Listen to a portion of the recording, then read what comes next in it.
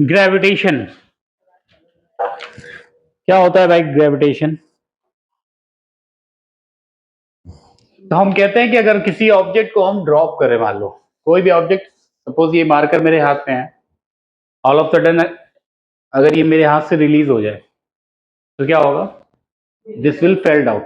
Reason being, earth इस पे एक फोर्स एक्सर्ट कर रही है। अर्थ इस पे एक फोर्स एक्सर्ट कर रही है। हम ये कहते हैं कि अर्थ हर एक ऑब्जेक्ट को अपनी तरफ पुल करती है। अर्थ अपने हर एक ऑब्जेक्ट को क्या करती है? अपनी तरफ पुल करती है। इसी फिनोमिना को हम बेसिकली ग्रेविटेशन बोलते हैं। इस फिनोमिना को ही हम ग्रेविटेशन बोलते हैं। ठीक, इस चैप्टर में हम क्या पढ़ेंगे? सबसे पहले यूनिवर्सल लॉ ऑफ ग्रेविटेशन।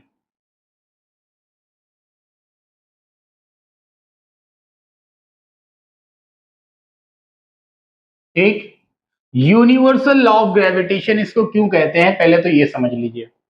इसे हम यूनिवर्सल लॉ ऑफ ग्रेविटेशन इसलिए कहते हैं क्योंकि this law is applicable in the whole universe. ठीक है, किसी पर इंडिविजुअल किसी एक प्लेनेट की बात नहीं कर रहे हैं, ये होल यूनिवर्स में एप्लीकेबल होता है, इसीलिए हम इसको यूनिवर्सल लॉ ऑफ ग्रेविटेशन बोलते हैं। आप ऐसे समझ लीजिए कि आपके सामने कोई दो ऑब्जेक्ट रखे हुए हैं, object A and object B, both are having different mass. तो हम मान लेते हैं कि ऑब्जेक्ट ए का मास है बेटा m1 और ऑब्जेक्ट बी का मास है m2। They are kept at a distance r। तो इनके बीच में जो फोर्स ऑफ अट्रैक्शन होगा, the force of attraction working between these two objects A and B will be directly proportional to the product of their masses। ठीक है, and inversely proportional to the square of the distance between those two objects। तो जो पहली condition बनाई थी हमने, उसको हमने इक्वेशन 1 मान लिया, और दूसरी ये हो गई आपकी इक्वेशन सेकेंड। इन दोनों को हम क्या कर दें? अगर हम कंबाइन कर दें तो क्या फॉर्म होगा बेटा? F proportional to m1 m2 upon r square. अब जब ये प्रोपोर्शनलिटी हटाएंगे तो एक कांस्टेंट इंट्रोड्यूस होगा। यहां पर जो कांस्टेंट इंट्रोड्यूस होगा उसको हम बोलेंगे ग्रेविटेशनल कांस्टेंट, जिसे हम कैपिटल G से रिप्रेजेंट करते हैं। F is equal to capital G m1 m2 upon r square, और ये आपका एक फॉर्मूला फॉर्म हो जाएगा। ठीक है, बात समझ में आ रही कि नहीं आ रही आपको? इससे हमें एक चीज ये पता चलती है बेटा कि अगर इन दोनों ऑब्जेक्ट में से किसी भी ऑब्जेक्ट के अगर मास को इंक्रीज करें, क्यों? क्योंकि देखो आप यहां पर क्या लिखा हुआ है कि force of attraction is directly proportional to the product of their masses. तो अगर हम इन दोनों ऑब्जेक्ट में से किसी एक का या फिर दोनों का अगर हम मास इंक्रीज करेंगे तो क्या डिफरेंस क्रिएट आएगा? तो फिर उनके बीच का ये फोर्स ऑफ अट्रैक्शन, इसकी वैल्यू बढ़ जाएगी। बात समझ में आ रही है? अगर हम ऑब्जेक्ट के मासेस को इंक्रीज करेंगे तो फोर्स ऑफ अट्रैक्शन बढ़ जाएगा, और अगर मासेस की वैल्यू हम रिड्यूस करें तो क्या होगा? तो उनके बीच में फोर्स कैसा होगा? फोर्स ऑफ अट्रैक्शन कम होने लगेगा। इसे आप ऐसे समझ लो कि आपके नेबरहुड में कोई फैमिली रहती है, आपकी उनसे बॉन्डिंग बहुत अच्छी तब पता है कब हो जाती है? जब आप लोगों के बीच में गिफ्ट्स का गिव एंड टेक होने लगता है, कि छोटे छोटे ओकेजन में वो आपको गिफ्ट दे रहे हैं, आप उनको गिफ्ट दे रहे हैं, तो क्या हो रही है? आपकी बॉन्डिंग स्ट्रांग हो रही है, आपके बीच में जो फोर्स ऑफ अट्रैक्शन है वो बढ़ रहा है। लेकिन अगर मान लो उस वही फैमिली थोड़ा सा डिस्टेंस पे चली जाए, डिस्टेंस पे चली जाएगा मतलब अब गिफ्ट्स का लेन देन थोड़ा सा कम हो गया, तो क्या होगा? वो जो बॉन्डिंग है वो धीरे धीरे क्या हो जाएगी? वीक होने लगेगी। फोर्स ऑफ अट्रैक्शन क्या होने लगेगा? कम होने लगेगा। बात समझ में आ रही है? इसी तरीके से ये डिस्टेंस का देख लो बेटा, दो ऑब्जेक्ट के बीच के डिस्टेंस को अगर हम इंक्रीज करेंगे तो फोर्स ऑफ अट्रैक्शन क्या होगा? कम होता जाएगा। डिस्टेंस को अगर हम इंक्रीज करेंगे तो फोर्स ऑफ अट्रैक्शन क्या होगा, कम होता जाएगा, और अगर डिस्टेंस को हम रिड्यूस करेंगे तो फोर्स ऑफ अट्रैक्शन क्या होगा, बढ़ता जाएगा। आप ऐसे समझ लो कि मान लो आपके पड़ोस में कोई लोग रहते हैं, पहले वो आपके पास में थे, तो रेगुलरली मीटिंग होती थी, आना जाना होता था, ठीक है ना। तो क्या हुआ, फोर्स ऑफ अट्रैक्शन मेंटेन था, बॉन्डिंग बढ़ रही थी, लेकिन फिर क्या हुआ कि उनका ट्रांसफर हो गया, they move in some other place या अदर सिटी। अब क्या है, मिलना जुलना होता नहीं, तो क्या होगा, वो जो फोर्स ऑफ अट्रैक्शन था, वो जो बॉन्डिंग थी, कम हो जाएगी कि नहीं हो जाएगी। तो बस ऐसे ही समझ लो कि दो ऑब्जेक्ट के बीच की अगर डिस्टेंस क्या होगी, इंक्रीज होगी, तो उनके बीच का फोर्स ऑफ अट्रैक्शन क्या होगा, रिड्यूस हो जाएगा, और अगर उनके बीच की डिस्टेंस कम होगी तो फोर्स ऑफ अट्रैक्शन बढ़ता जाएगा। आप अपने ही यार रिलेटिव्स में ही देख लो, बहुत सारे रिलेटिव्स जो रेगुलर आपसे मिलते रहते हैं, तो क्या होता है, आप लोगों की बॉन्डिंग अच्छी बनी रहती है, लेकिन बहुत सारे ऐसे क्लोज रिलेशन भी होते हैं जिनसे आपका मिलना जुलना नहीं होता, तो बॉन्डिंग या फोर्स ऑफ अट्रैक्शन क्या होता है, वीक होती है। बात समझ आ रही है ना, ठीक है। तो हमने क्या बताया कि ये जो जी है, this G is known as gravitational constant. ये क्या है बेटा, ग्रेविटेशनल कांस्टेंट, और इस जी की वैल्यू होती है 6.67 इंटू 10⁻⁻11 न्यूटन मीटर स्क्वायर पर केजी स्क्वायर, ठीक है।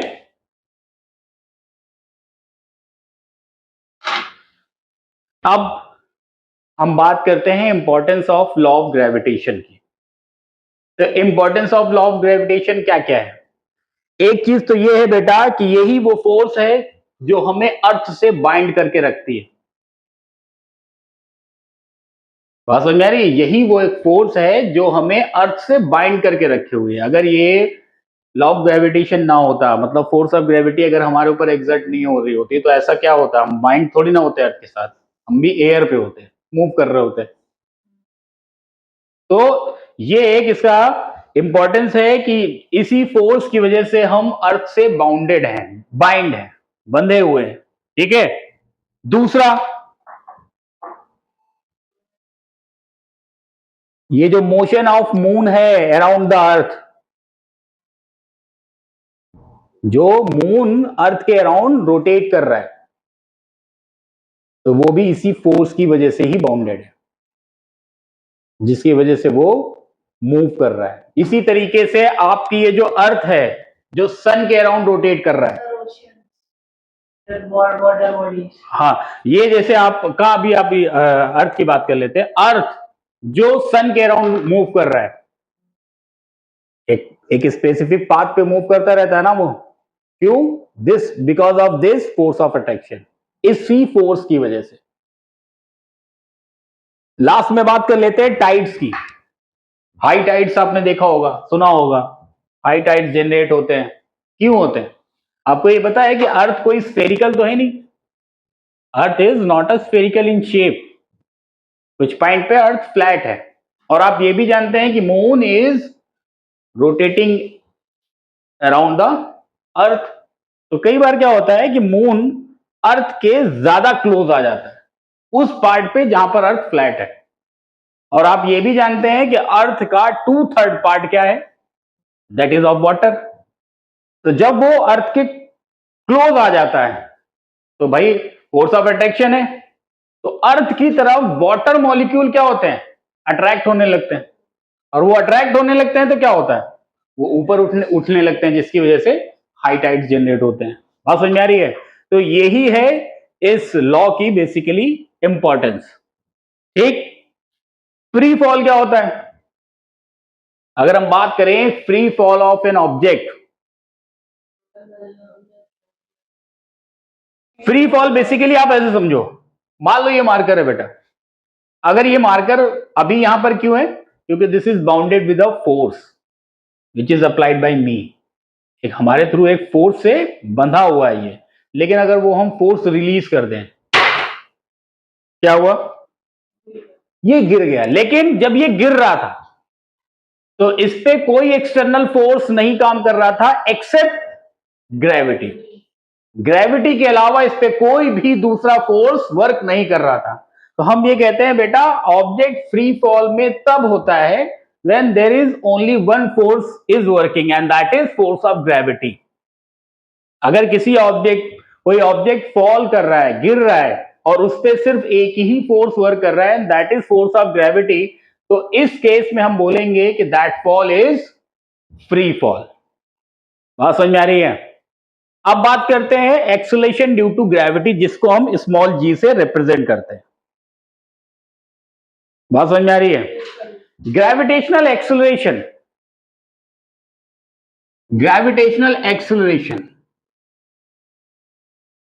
जिसे हम स्मॉल जी से रिप्रेजेंट करते हैं, जिसकी यूनिट हम बोलते हैं metre per second square.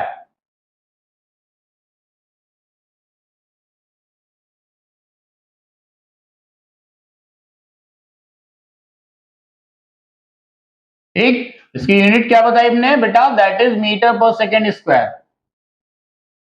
Value of g जो है that is not fixed even on the surface of earth. Earth के सरफेस में भी हम कहते हैं कि जी की वैल्यू फिक्स नहीं है।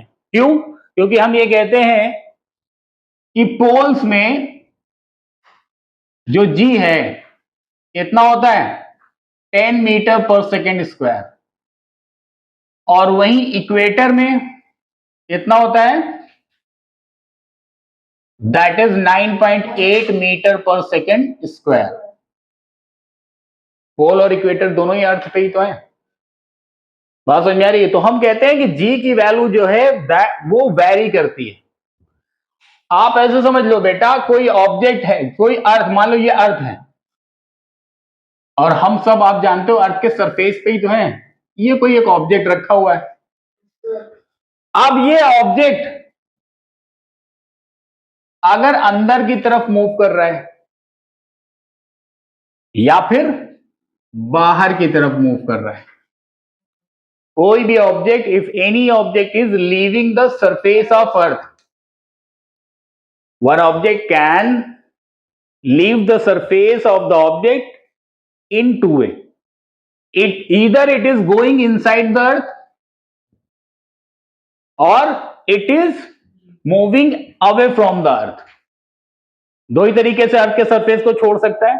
दोनों केसेस में हम ये कहते हैं कि अगर कोई ऑब्जेक्ट अर्थ के सरफेस से दूर जा रहा है, in both the cases value of G will decrease. Gravitational acceleration की वैल्यू क्या होगी, डिक्रीज करेगी, घटेगी। बात समझ में आ रही है? अगर कोई ऑब्जेक्ट अर्थ के सरफेस पे मूव करते करते मान लेते हैं कि सेंटर ऑफ अर्थ पहुंच गया, then that time this gravitational acceleration G will become zero. यही वो पॉइंट होता है जहां पर हम कहते हैं कि ऑब्जेक्ट इज वेटलेस।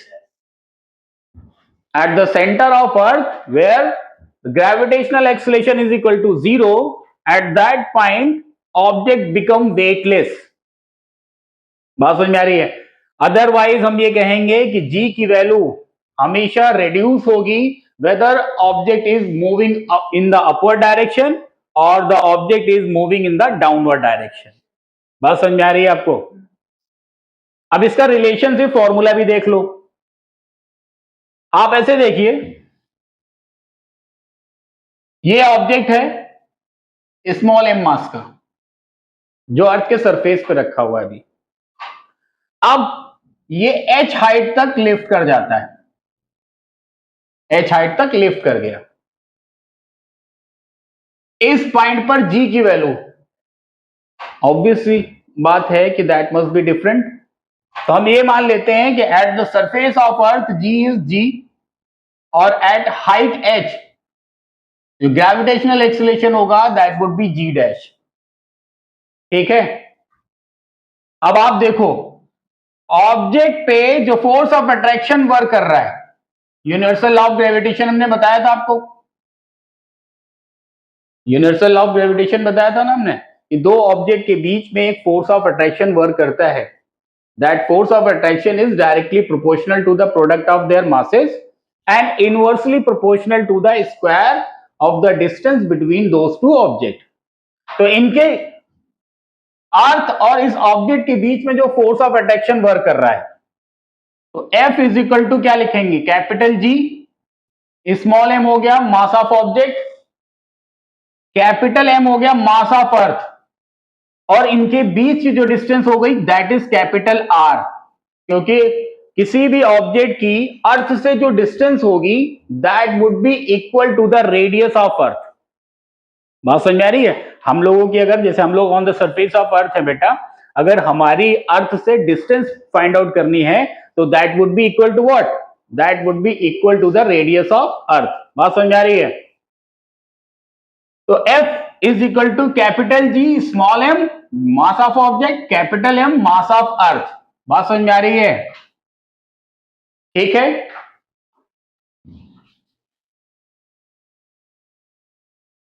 इस ऑब्जेक्ट का वेट क्या होगा? तो वेट को हमने आपको क्या बताया था, weight is a force of attraction through which any object is being attracted by the earth towards itself. ठीक है ना? तो ये क्या हो जाएगा, F is equal to m g. तो हम क्या लिखेंगे, F is equal to m into g, और एम जी की ये वैल्यू इस F से रिप्लेस कर देंगे हम। तो क्या लिखा हमने, M G is equal to capital G small m capital M upon R square. ये m और ये m कैंसिल हो जाएंगे, तो g की वैल्यू क्या आ गई बेटा, g is equal to G M upon R square. एक तो ये फॉर्मूला आपको पता होना चाहिए। ये कब है, ये g की वैल्यू कब है, जब object on the surface of अर्थ है। लेकिन जब object at a height h move कर गया, उस टाइम पे g की वैल्यू क्या होगी, तो उस टाइम पे g की वैल्यू होगी g dash, and that is equal to gm upon r plus h का होल स्क्वायर। समझ पा रहे हैं आप? ये कंडीशन 1 और ये कंडीशन 2। अब अगर हम g बाई जी डैश निकाल लें, क्या निकाल लें बेटा, g by G dash, g by G dash निकाल लें, तो g की जगह हमने क्या लिखा था, gm बाई आर स्क्वायर, और g डैश की जगह हमने क्या लिखा था, gm by R plus H whole square. gm values are same, ये कैंसिल हो जाएंगे बेटा। This move in the upward direction and this move in the downward direction. तो g बाई जी डैश कितना आ जाएगा, will be equal to R plus H plus R whole square. ये formula आप याद रखिएगा, क्योंकि कई बार आपको फाइंड आउट करनी होती है acceleration due to gravity when an object is being lift at a certain height. किसी हाइट तक अगर कोई ऑब्जेक्ट अगर लिफ्ट कर रहा है तो उस पॉइंट पर आपसे पूछ लिया जाता है कि find out the acceleration due to gravity. तो वहां पर आप इस फॉर्मूले की हेल्प से आप एक्सेलरेशन निकाल सकते हैं। बात समझ में आ रही है?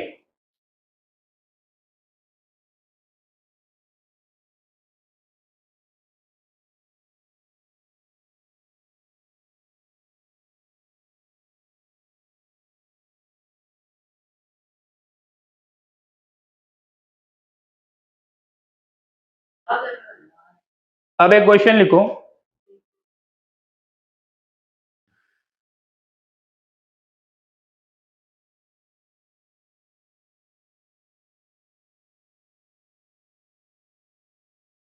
To stones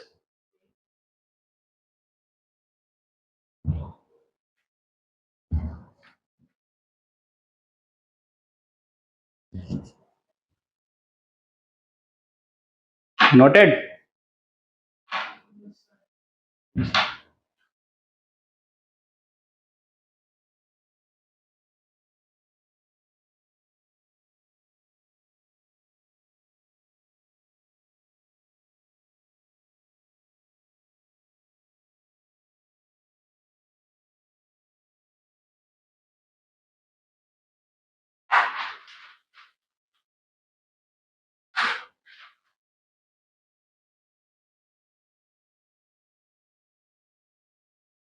2 stones of mass 150 gram and 500 gram. 2 stones of mass 150 gram and 500 gram are dropped from same height. Are dropped from same height.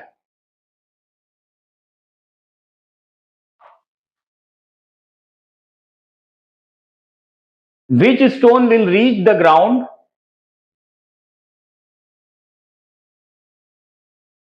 first? Which stone will reach the ground first? तो आप लोग कह रहे हैं second, जबकि second नहीं है। नहीं, हम ये कहते हैं बेटा कि जब भी कोई दो ऑब्जेक्ट किसी सर्टेन हाइट से ड्रॉप किए जाते हैं, no matter what's their mass, उनका मास क्या है इससे कोई फर्क नहीं पड़ता।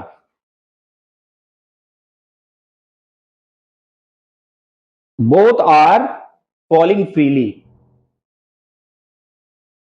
ठीक है ना। तो ऐसे केस में जो एक्सेलेरेशन है वो मास डिपेंडिंग नहीं होता। एक्सेलेरेशन जो है वो मास डिपेंडिंग नहीं होता, इसलिए क्या होगा कि दोनों ऑब्जेक्ट सेम टाइम पे ही नीचे आएंगे।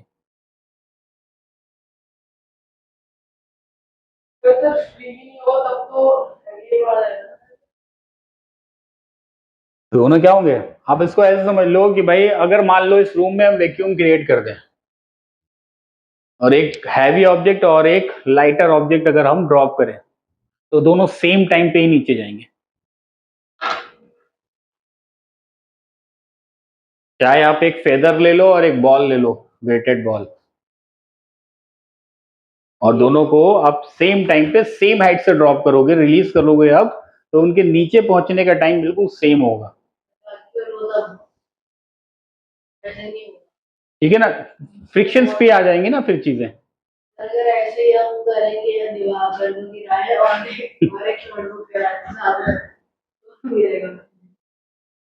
एक्चुअली गैलीलियो ने बताया था, गैलीलियो ने ये बताया था कि एक्सेलेरेशन ऑफ एन ऑब्जेक्ट जो है, अगर कोई ऑब्जेक्ट फ्रीली फॉल कर रहा है तो that acceleration is not depending on the mass of the object, इसलिए दोनों ऑब्जेक्ट सेम टाइम पर ही नीचे पहुंचेंगे। क्लियर है। अगले क्वेश्चन पे मूव करते हैं। तो लिखिए क्या देगा? आप ये बोलो कि gravity is mass independent, gravity जो है वो मास डिपेंडेंट नहीं होती, that is why they both will reach at the same time in the ground. बात कर लेते हैं बेटा मास और वेट की।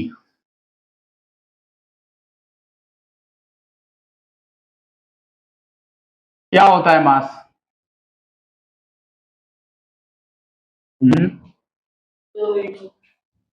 नहीं बेटा, मास और वेट तो क्वाइट डिफरेंट होते हैं।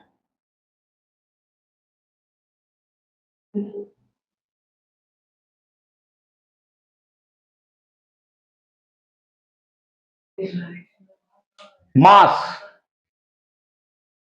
हमारा मास, आपका मास या किसी भी चीज का मास किस बात पे डिपेंड करता है? क्योंकि आपको ये तो पता है कि हर एक चीज किसकी बनी हुई है? मैटर की। हर एक चीज मैटर की बनी हुई है, ठीक है ना। हम टाइप्स ऑफ मैटर पे नहीं जाएंगे, लेकिन क्योंकि टाइप्स ऑफ मैटर आपको पता है, अलग अलग टाइप के मैटर आपने ऑलरेडी पढ़ रखा है क्लास में। तो हम इन शॉर्ट ये बात करते हैं कि हर एक ऑब्जेक्ट मैटर से बना हुआ है। तो किसी भी ऑब्जेक्ट का मास इस बात पे डिपेंड करता है कि कितना क्वांटिटी ऑफ मैटर इसमें प्रेजेंट है।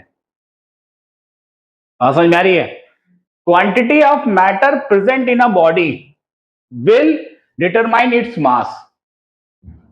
किसी भी ऑब्जेक्ट में कितना अमाउंट का मास, कितनी क्वांटिटी का मास फिल्ड है, वही उसका मास। सॉरी कितनी क्वांटिटी का मैटर फील्ड है वही उसका मास है। जबकि वेट क्या है, तो हमने बताया था कि वेट है फोर्स। क्या है वो वेट? वेट फोर्स है। कौन सा force? Through which any object is being attracted by the earth. या फिर हम ये भी कहते हैं कि weight is a product of mass into gravitational acceleration. ठीक, वेट और मास में डिफरेंस क्या होता है? ये कभी भी जीरो नहीं हो सकता। Mass can never be zero, weight can be. Weight आपका कम ज्यादा जीरो सब हो सकता है। मास आपका किसी भी पॉइंट पर आप मेजर करो वो हमेशा एज इट इज आएगा। बात समझ में आ रही है? क्यों वेट आपका डिफरेंट क्यों हो जाता है पता है? Just because of this acceleration due to gravity की वजह से। क्यों? क्योंकि हमने आपको बताया बेटा अभी कुछ देर पहले कि जी की वैल्यू वेरी करती है। Even on the surface of earth G has two different values, और अर्थ के बाहर जाए या इनसाइड द अर्थ अगर कोई ऑब्जेक्ट मूव करता है तब भी जी की वैल्यू डिफरेंट होती जाती है। तो इसलिए जी की वैल्यू डिफरेंट होने की वजह से वेट आपका डिफरेंट हो सकता है, लेकिन मास हमेशा आपका कैसा रहेगा? यूनिवर्सल। ठीक है, एक जैसा। वेट जीरो कैसे? क्योंकि at the centre of earth g become zero. Earth के सेंटर पे जो एक्सेलरेशन ड्यू टू ग्रेविटी है उसकी वैल्यू जीरो हो जाती है। तो इस वजह से उस पॉइंट पर वेट आपका जीरो हो जाएगा ना बेटा, weight mass into gravitational acceleration.